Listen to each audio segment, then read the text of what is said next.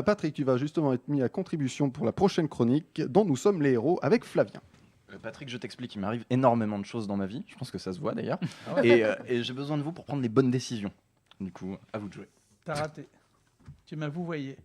Tu as perdu. Non, il a besoin de nous tous. il a de nous besoin tous. de Voilà. Ah, pardon, excuse-moi. C'est Parce bon. qu'on s'est dit on va se tutoyer. Oui. tout ça, Non, je suis quelqu'un de cohérent. J'ai Pardon, commencé en pardon, tutoiement, pardon. finira en tutoiement. Patrick. Excuse-moi. Quelqu'un de excuse-moi. cohérent. il Oui, a parce dit. qu'on va tous être mis à contribution. On va voir donc. si t'es C'est cohérent bon, dans ta bien. chronique là.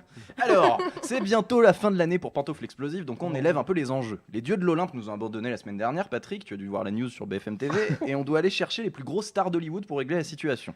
La question est donc qui, à part Patrick évidemment, connaît une star d'Hollywood ici ? Non. Tu ne Bah, connaissais non. pas Eh non. Mais on a de la chance parce qu'en début de Petit bras, saison, Patrick, on a réussi à choper le numéro de téléphone de Brad Pitt, donc autant commencer par là. Direction Los Angeles. On sonne à la porte. Brad nous ouvre en chemise de nuit. Tu l'as le vrai ? Bah ouais, Brad, tu veux. Brad P, c'est ça dans le Ah oui, il faut quand même pas, si jamais on me le vole, qu'on tombe. c'est collector. Alors du coup, on arrive devant chez Brad Pitt qui nous ouvre la porte en chemise de nuit, la mine patibulaire. Il va se passer un peu d'eau sur le visage. Pitibulaire. Mais presque. Et ça nous laisse le temps de visiter. Son loft est magnifique, très éclairé. Il a une collecte énorme de DVD. Et oui, Patrick, il a même la deuxième vie en édition M6 vidéo. On croise même sur une étagère l'Oscar qu'il a gagné, Brad Pitt, pour 12 Years a Slave. Léa, est-ce qu'on lui vole l'Oscar ou pas ? Oui, Évidemment. évidemment. Brad revient et me demande poliment ce pourquoi on est là. On lui demande son aide. On lui a ramené une petite boîte de souvenirs de l'Olympe pour l'amadouer, mais il se tape encore un coup de stress en voyant la boîte, en me disant mais qu'est-ce qu'il y a dans la boîte ? Qu'est-ce qu'il y a dans la boîte ? Il est lourd, Brad. Bon, du coup, Patrick, qu'est-ce qu'on fait pour convaincre Brad Pitt de nous aider ? Petit 1, on lui montre ce qu'il y a dans la boîte. Petit 2, on refuse de lui montrer, c'est une surprise. Petit 3, on change de sujet en lui proposant de la weed, de l'herbe. Petit 4, on lui demande depuis combien de temps il ne s'est pas lavé. Alors. Non, on lui montre la boîte. Très bien. Ah oui, on lui montre la On boîte. ouvre la boîte pour le rassurer, il y a des figurines de Zeus, un peu d'ambroisie, une once de nuages. Brad Pitt trouve ça très chouette qu'on lui a ramené des souvenirs de l'Olympe. Par contre, si la prochaine fois on pouvait éviter la petite boîte, ça l'arrangerait. Il accepte de nous suivre. Bien joué Patrick. On repart direction la Barbade, où Leonardo DiCaprio essaye de régler la situation de marée noire en ce moment. On arrive devant l'hôtel de Léo. On dit à Brad Pitt de nous attendre devant, ça le dérange pas, de toute manière il est très flemmard. Bon, déjà on a du mal à passer l'entrée parce qu'il y a une cortège de fans de Leonardo DiCaprio. Léa, on fait quoi pour passer ? Petit 1, on pousse les fans. Petit 2, on met un masque de Justin Bieber pour détourner l'attention. Petit 3, on passe par la porte de derrière, il n'y a pas de sous-entendu. Et petit 4, on les frappe. On les frappe. Évidemment, je fracasse la gueule des dizaines de pauvres adolescentes qui s'amassent devant les portes vitrées. Ça saigne, ça hurle, mais j'ai aucune pitié pour les fans de Justin Bieber.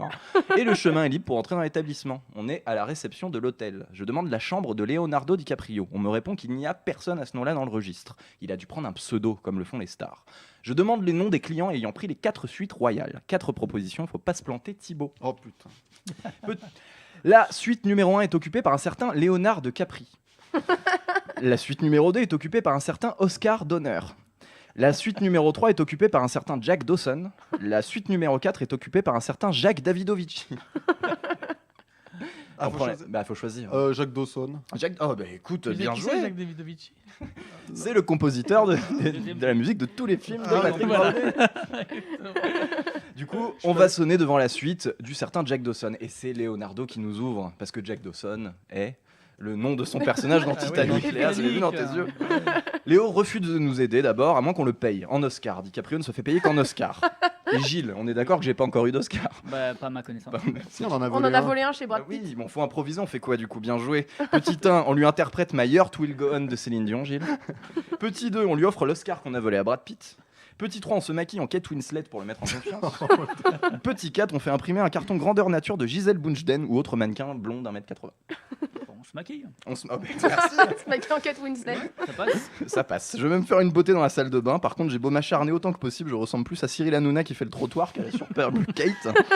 Léo n'est pas dupe et refuse de nous aider. Ah, Tant pis, Gilles, mais on s'en fout, il est pas si beau que ça de toute manière.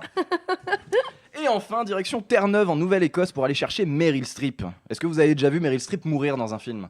Non, Ah on est non, d'accord. c'est vrai. Donc C'est vrai. on est sûr de réussir avec elle à nos côtés. Donc jusqu'ici, on a réussi à choper Brad Pitt et on a raté Leonardo DiCaprio. Du coup, on range notre canoë de fortune, on l'ancre à côté des terres de Terre-Neuve qui a bien failli nous coûter la vie. On aurait fait une super chronique d'ailleurs, petit voyage en canoë. Mais bon, pas cette année. On arrive devant le manoir estival de l'actrice. Une dizaine de femmes à chapeau travaillent la terre du jardin. Elles ressemblent toutes à Meryl Streep. Des Meryl Streep partout. On ne peut s'empêcher de lâcher un hurlement. Les Meryl Streep se mettent à nous courir après. Il en sort de la piscine, certaines sautent par la fenêtre, d'autres viennent de la mer. Au moment où les Meryl Streep s'apprêtent à nous achever, une voix hurle « Stop !» C'est Meryl Streep, l'original, qui sort du manoir et s'approche de nous. Elle s'excuse pour l'accueil, évidemment, et nous offre un Darjeeling. Elle nous explique qu'elle est à la retraite depuis 20 ans, et depuis, elle envoie des clones pour tourner les films à sa place. Elle n'a plus la force de jouer, elle préfère continuer à gagner régulièrement des Oscars sans rien foutre, c'est quand même plus confortable. Mais on est là pour la sortir de sa retraite. Patrick, il faut absolument convaincre Meryl Streep. Et j'ai quelques idées. Petit 1, on lui promet de faire une pause pipi au Pentagone, ils ont les meilleurs papiers. Je l'assume pas du tout, celle-là. Petit 2, on lui dit que sur le chemin, on fera un détour par la route de Madison. Oh. Petit 3, on fait un crochet par la Corse, c'est-à-dire pas loin de l'Afrique, mais hors de l'Afrique. Oh là là. Petit 4, on se passe de Meryl Streep parce qu'elle est déjà omniprésente et il faut qu'elle paye pour Mamma Mia. Ah non, on va avec les routes de Madison pour aller voir mon petit Clintou à moi. Elle est séduite par l'idée en tout cas, du coup elle se pomponne, tue une ou deux de ses clones histoire de se mettre en forme, et c'est parti. Alors au final, on a donc Brad Pitt et Meryl Streep, c'est ça. Donc à nos côtés, c'est déjà pas mal, ils ont pas dû souvent jouer ensemble, enfin je crois pas, en ayant checké leur filmo, ça tombe bien. On remonte dans le canoë et c'est parti pour l'aventure. C'est à ce moment-là qu'un énorme rayon perce le ciel et affiche un compte à rebours visible depuis l'espace. 2 semaines, c'est le temps qui nous reste avant la fin du monde, avant la fin de cette chronique, avant le dernier billet d'humeur de Thibaut Marche. Tin. Merci Flavien, j'en perds mes oreillettes.